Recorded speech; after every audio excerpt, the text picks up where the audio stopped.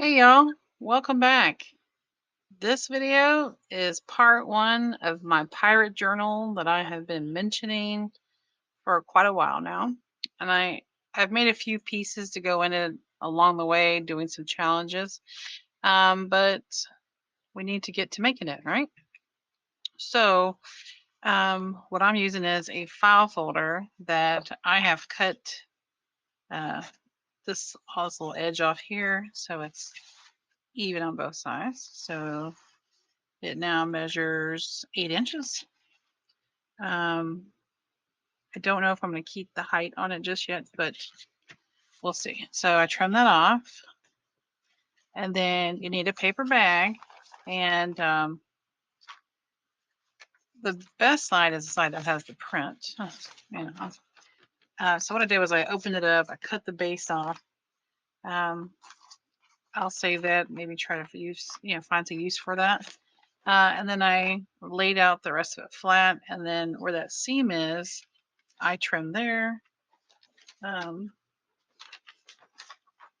which took off, this size piece. And then I laid the file folder down, and what was extra is that. So this can actually, be another piece that you can use. So we're making faux leather. I guess I should say what I'm doing with this. Making some faux leather. Now I did make a piece of faux leather back when it was the last day of Defember, which was hosted by Louisa Heinzel and Barbara at 49 Dragonflies. And it was a little piece, and I turned it into a little bird nest. And so I thought, well, now I need to actually make a journal cover. So I've been wanting to do this pirate journal, and I've gotten some digital prints. I've got coffee stain, tea stain paper. I've been making some ephemera here and there, embellishments. So we need to get this done. So I could make it this tall, but I don't think that that's feasible. So let's pull out some of the digital papers that I have. So here's my bag of things I've been collecting. And now the digitals are regular paper size, so I probably will need to cut, the journal, the folder down even more, because it's just too big. I could even save a little piece of that for some tags and things. But I want to keep this spine so that it's a lot easier to fold with our, already made spine. So let's see.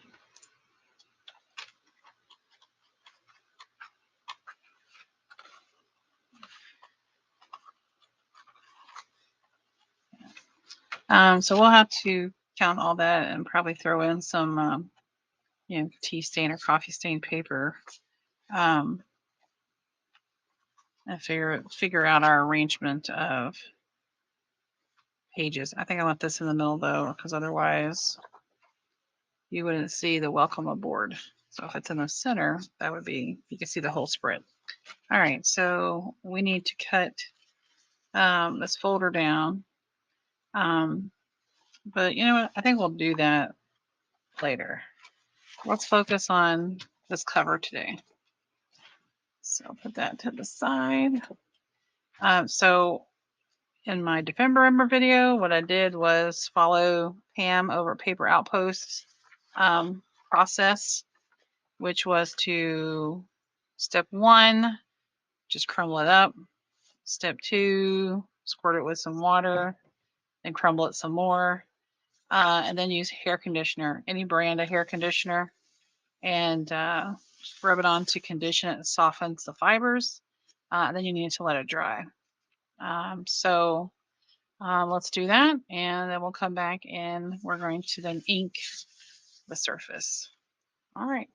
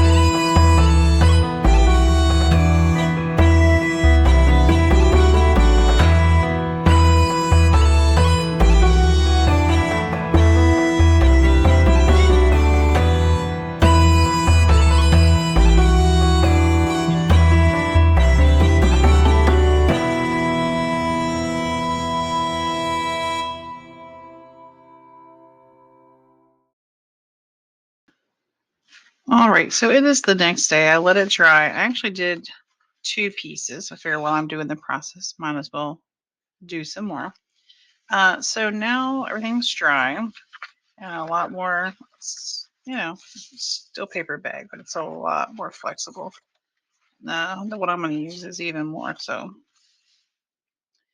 Um, so at this point, we're going to add some color so it'll highlight all these little creases and make it look like cracked leather. So I have pulled out all my browns. Now I have vintage photo in distress oxide and in the archival ink. I have ground espresso in the archival ink. I've got the VersaFine Claire Pinecone, Memento Rich Cocoa, and then I pulled out the aged mahogany. It might be a little too red. I don't know. I feel like we need to add another little color to it. Um, Also pulled out fired brick. Maybe add a little of that or some spiced marmalades. I'm not sure what kind of undertone I want in this. So we'll put those to the side and we will decide as we go. So I'm going to do this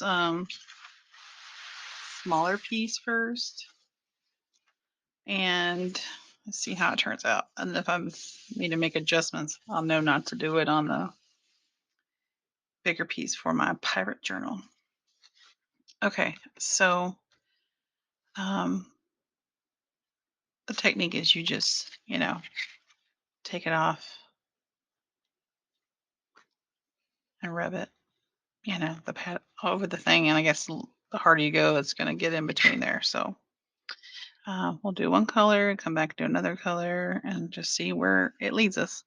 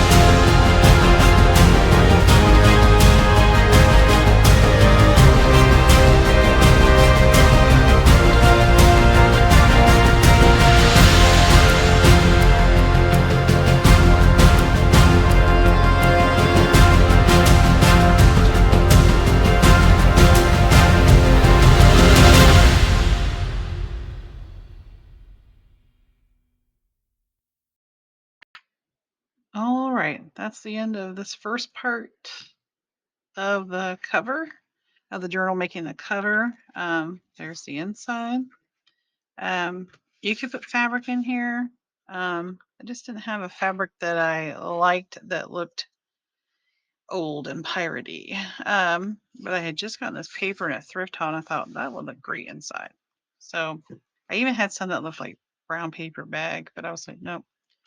I like this kind of faded look. And I was going to originally have that as a front, but I don't like that little square right there. So that can go in the back. Now, as far as a closure, I haven't decided yet. I have an eyelet punch I could do. We're gonna put a journal topper on it. I have a name for it, but when we get to progressing on, you know, the make, we'll reveal its name. But I'm impressed. There's some spots that could have been um, Mod Podged a little bit better. I think so. I can always just go back over these tiny little spots a little bit. You could use the satin finish if you want it super shiny. I just use the matte because that's what I have. But you can also sew the edges if you want, but I am not going to do that. All right, everyone. So be on the lookout for the next part. I can't tell you when it'll be out, but there's part 1, making the cover with faux leather. I'll link the Paper Outpost and Chasing Paper because those are my two ladies, their videos that I watched on making this faux leather. All right, everyone. Until the next time. Bye bye.